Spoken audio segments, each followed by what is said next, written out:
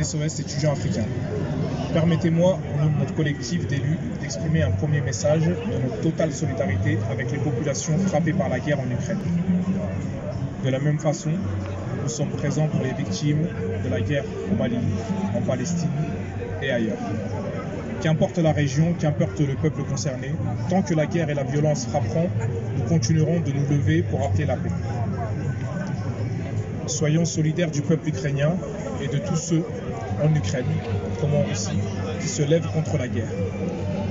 Aujourd'hui, disons-le haut et fort, il n'y a pas de peuple ennemi dans ce monde. Il n'y a que des chefs de guerre dont les peuples ne veulent plus. Les tyrans et les chefs de guerre ne sont pas les peuples. Le peuple russe et le peuple ukrainien, comme tous les peuples européens, africains et du monde, sont frères et sœurs. Ils ne veulent pas se faire la guerre, car l'intelligence a horreur de la guerre. L'intelligence défend la paix. Permettez-moi aussi de livrer un deuxième message. Nous avons vu le formidable mouvement de solidarité qui, dans notre pays et dans toute l'Europe, se dégage en faveur du peuple ukrainien. Cette solidarité est une lumière au milieu des ténèbres. Cette guerre, menée avec une confrontation possible entre puissances nucléaires, amène à ce qu'il y a de plus inhumain dans notre époque. Ces gestes d'entraide redonnent foi en l'humanité. Maintenant, cette solidarité doit être totale, sans distinction et envers tous les réfugiés qui fuient cette guerre. On nous rapporte en effet que tous les réfugiés ne sont pas traités sur le même pied d'égalité.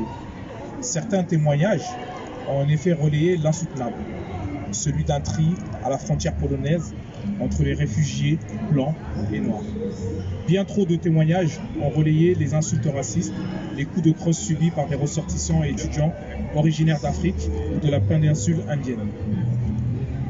Des actes racistes et criminels commis par les gardes-frontières ukrainiens, mais aussi polonais, c'est-à-dire un pays de l'Union européenne. Comment peut-on trier des êtres humains de par leur couleur, de par leur peau ou de leurs cheveux? Oui, j'ai bien dit couleur de cheveux, puisque certains témoignages stipulent que les réfugiés sont triés par les gardes-frontières d'un côté, les cheveux blonds ukrainiens, et de l'autre, les cheveux blancs. On nous rapporte que certains ont dû atteindre par moins 5 degrés toute une nuit dehors à la frontière.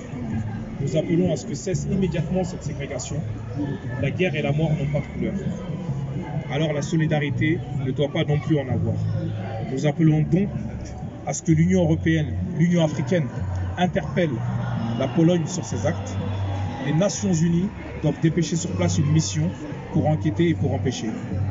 Continuons ce gigantesque mouvement de solidarité avec toutes les victimes et les personnes qui fuient cette guerre, toutes, sans exception. Non à la guerre, oui à la paix et à la solidarité. Merci.